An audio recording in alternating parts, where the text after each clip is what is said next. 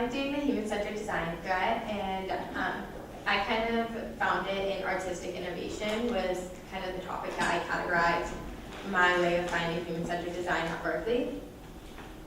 So a little bit about me. I'm a sophomore right now and grew up in Los Angeles, California. I'm up here in the Bay Area now. I'm in the College of Environmental Design. I'm an architecture major with a minor in sustainable design. And I enjoy playing around with graphic design a lot in high school. I was a part of the yearbook, and I was the one to Photoshop all my friends' photos all the time. So they always came to me for that type of stuff. And fun fact about me, I love anything chocolate. So Design Innovation 15 was the first class that I took that kind of sparked my interest in human-centered design. Growing up, at my high school, there's an architecture program, and so I've kind of always been surrounded by architecture and have had a lot of background in that. And so I've never really thought of anything else when it came to the design and architecture. I never thought of like how involved it is, how like connected it could be with other subjects, and such as like design innovation. And so design innovation exposed me to the idea of user testing, and we created in this class a modular water bottle system where basically we started with a friction map, and actually our original project was based off of roommates having issues with alarms going off and waking up the whole room instead of one individual person. But after realizing that creating an alarm that would poke you or do other things is probably not the best idea, we scratched that idea. And we went to a modular water bottle, as a lot of my friends also struggled with, not knowing when to clean their water bottles, not knowing where their water bottle is located as they lose it frequently, and making sure that they drink enough water. So this water bottle was connected with an application that allowed you to track your water bottle to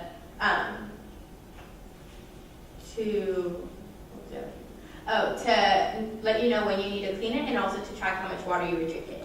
So the fun thing about it was we did it modularly so that you could choose what size you wanted to put in. So you had the top portion was your lid portion, so whether you wanted like a straw or a open like slot, so you could change out the top. And then you had the mid portion, which was the size of the water bottle, so medium, small, large. And then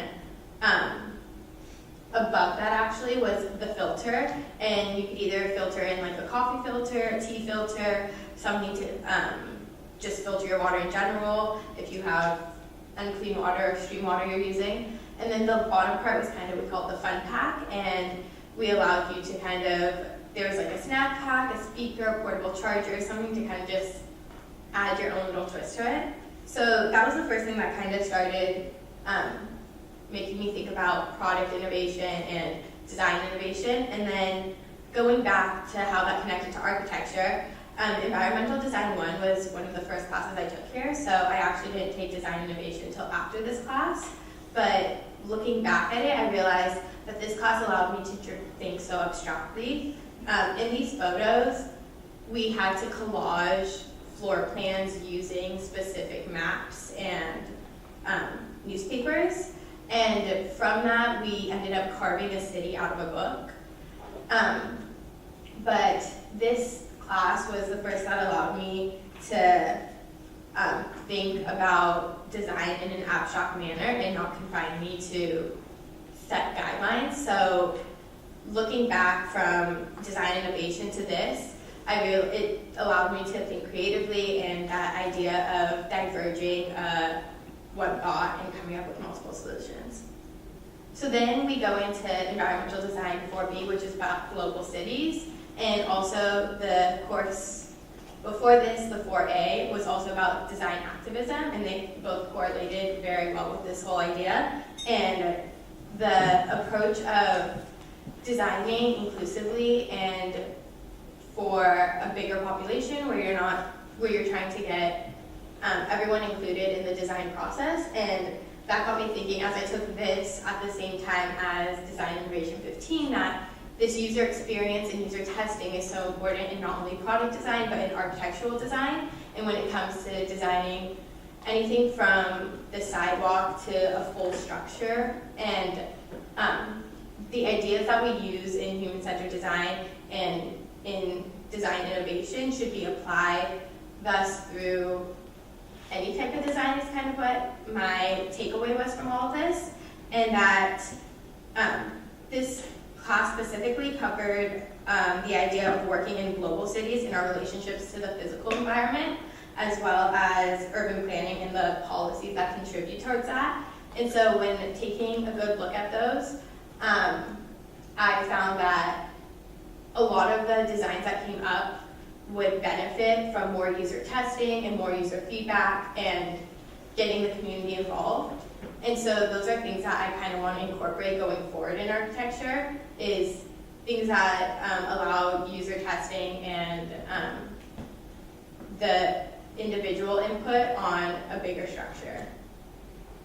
So that kind of goes into my future steps. As this summer, I'm doing an internship with this company called Venn, which is a company in Tel Aviv in Israel, and it's a startup that is focusing on bringing the city to a smaller community setting, and that aligned a lot with my design thinking that I've kind of developed at Berkeley, where you're able to, they got user feedback from the community and wanting to bring things that they would have to travel further to closer to them, so that it's more of like an interactive space where they can walk more and not have to use transit as much, and things are just more intertwined.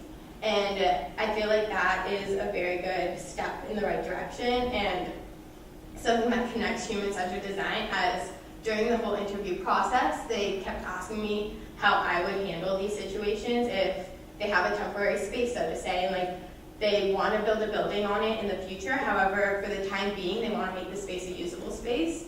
And the first thing that I come to mind is user testing, and how we should get the community involved, and how the fact that what you want to be able to give to the community is something that the community should want to have a desire to have, and like something that they should be interacting with. So that was kind of like my fallback on innovation design in the architectural setting. So I want to apply these skills on a larger scale, so hopefully working with them will get me a step in the right direction, and also kind of test out different career paths, because although I am an architecture major, I kind of already know I don't want to be an architect necessarily. I definitely like the design realm, and whether that's graphic design, interior design, or somewhere in that field, I want it to definitely be in that area, but don't know exactly where I'm going yet. I still have a lot of time. But yeah, so that's kind of like my future steps.